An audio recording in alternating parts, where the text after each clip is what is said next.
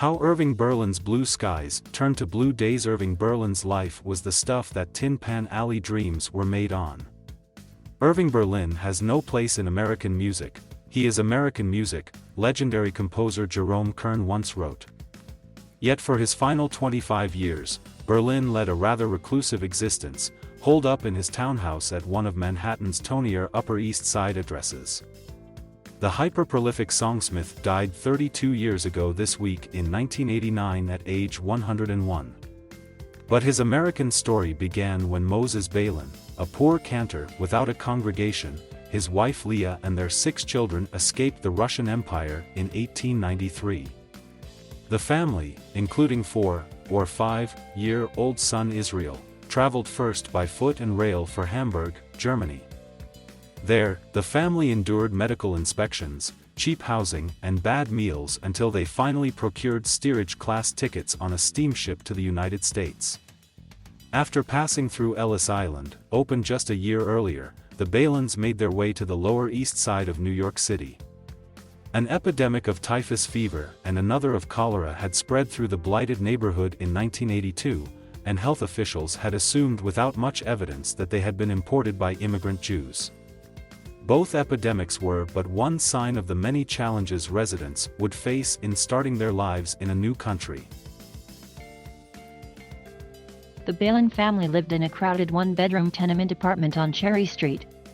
What little natural light came through the windows of the tiny apartment was accompanied by the noisy construction of the Williamsburg and Manhattan bridges overhead.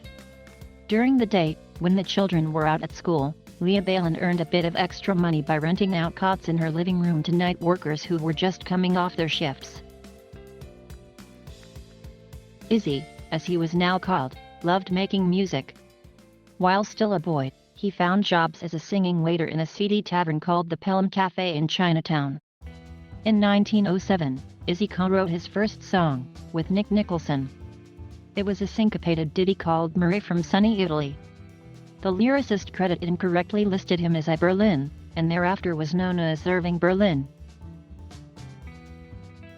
By 1911, he revealed his mastery of the 8-bar form by writing the words and music to Alexander's Ragtime Band. It was his first hit song. Berlin never learned to read music and was so clumsy at chord changes on the piano that he could only play in the key of F sharp. Underneath the keyboard was a special transposing lever that made the key changes for him. When he became more successful, he hired a series of musical secretaries to transcribe the tunes that seemed to leap out of his mind. With this system in place, he wrote the words and music for more than 1,500 songs, many of them etched into our collective consciousness: White Christmas, Easter Parade, God Bless America, Blue Skies, Cheek to Cheek, Always, and the scores for dozens of original Broadway musicals and Hollywood films. Rabid news coverage of his 2 marriages may have fueled his seclusion. His first wife, Dorothy Getz, contracted typhoid fever during their honeymoon in Cuba and died 5 months later, upon their return to Manhattan. He wrote the song When I Lost You right after Dorothy's death that year, and the sheet music sold more than 1 million copies.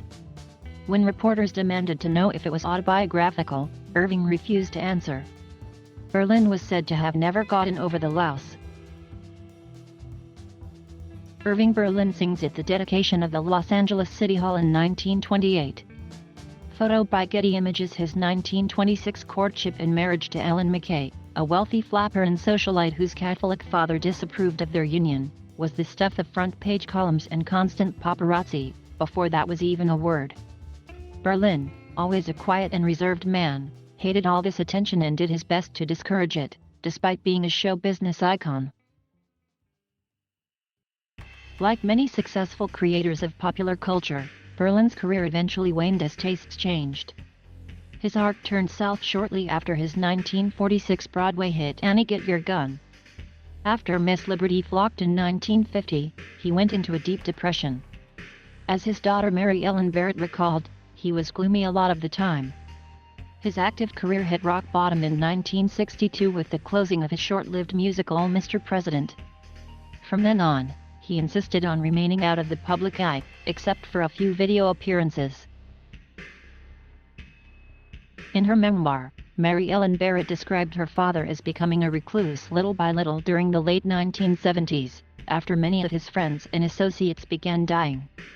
The process only accelerated when his grandchildren and great-grandchildren grew up and began pursuing their own lives. At this point, Berlin began using the telephone as his exclusive means of communicating with his younger friends and children each day. To intrusive strangers, reporters, biographers, and especially showbiz hacks seeking to use his songs for their own ends, he seemed gruff, a disagreeable, out-of-touch old man who said no and guarded the use of his songs, of everything that had to do with him beyond reason, Barrett wrote.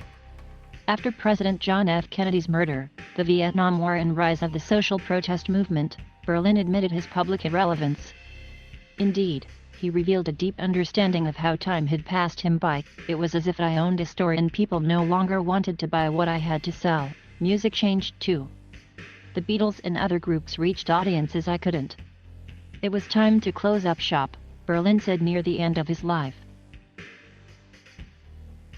He likely suffered from depression, which attacked him at various points in his life, especially as he got older, a common problem among the aged, in an era before effective antidepressant medications. As Berlin progressed into his 80s and 90s, he developed difficulty walking because of arthritis.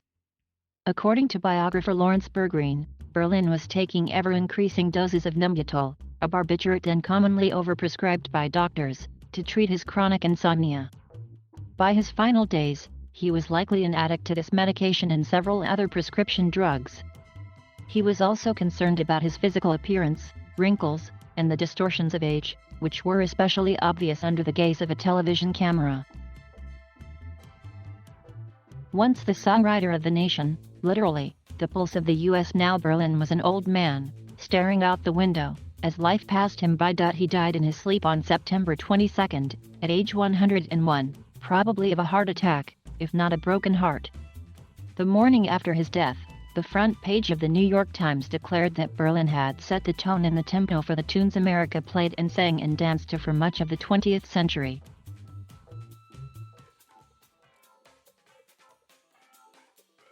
Thank you for watching. Please subscribe,